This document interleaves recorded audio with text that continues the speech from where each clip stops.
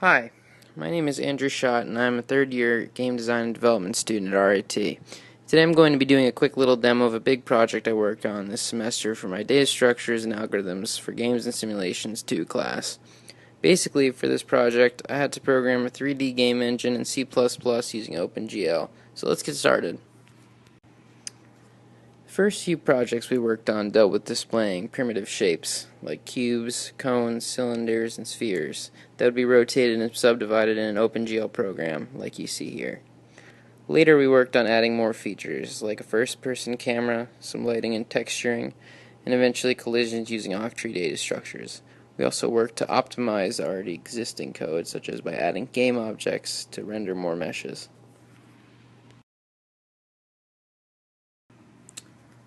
As you can hopefully see at least a bit in this code, we learned how to generate all of our shapes procedurally. This shows the methods for procedurally generating these shapes using sets of floats and hooking up the normals so that everything looks as it should.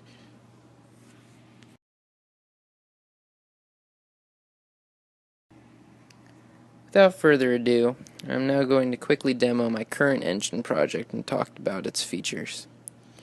To demonstrate the current engine's capabilities, I've done a few things. I manually created this gray box castle level using the procedurally generated primitives that I spoke about before. Inside the castle, you see these spheres moving around. I've attached states to them so that they exhibit a back and forth spring motion. In fact, you can actually launch some projectiles by clicking the mouse. These projectiles start slow and then accelerate. The obstacles that are the spheres actually detect collision with the projectiles, and when the projectile hits the sphere is removed from being seen. The castle is pretty neat looking, and you can actually really see how the lighting affects the different surfaces and how its shading is implemented. Also added the ability to fly if you click the tab button. I see a lot of potential in this engine, and I definitely want to further improve on it.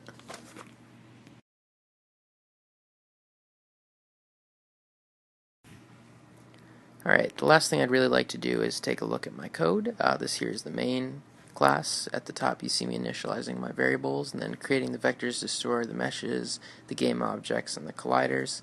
Then I've got a bunch of input functions. And then you'll see my spawn sphere method, which gets called when you click the mouse button. It creates a sphere, and it also adds a collider to that sphere. Then more input functions, the load and draw functions, which draw the things. The update function is a cool little function I made. I hooked it up to a glut timer, so it's constantly called at some rate that I specify, and then I also update the projectile movement there. In the draw, I just call the load and draw method so that everything gets drawn. Then in main, I hook up the callback functions to glut. I also then create my sphere objects that were moving back and forth like a spring, and I hook up their states and I hook up colliders to them so that when the projectiles collide, they go away. And then the last thing is I manually and quite arduously create the entire castle out of the procedurally generated primitive 3D objects and then add them all to the vectors so they get drawn. I'd just like to take a quick look at my RG body class, which is a rigid body. It kind of adds a Unity type engine component feel to the engine, so you can add forces to different objects. And then my state class lets me add movement and behavior to the different objects, which is really cool. So that's my engine in a nutshell. Thank you so much for watching, and I hope you enjoyed my video. I had a lot of fun in my DSA2 class creating this engine, and I would really like to thank my professor Cyprian Tayrien for teaching me everything I know, from graphics programming to game engines to everything else I learned in class. Thanks again for watching, and I'll see you next time.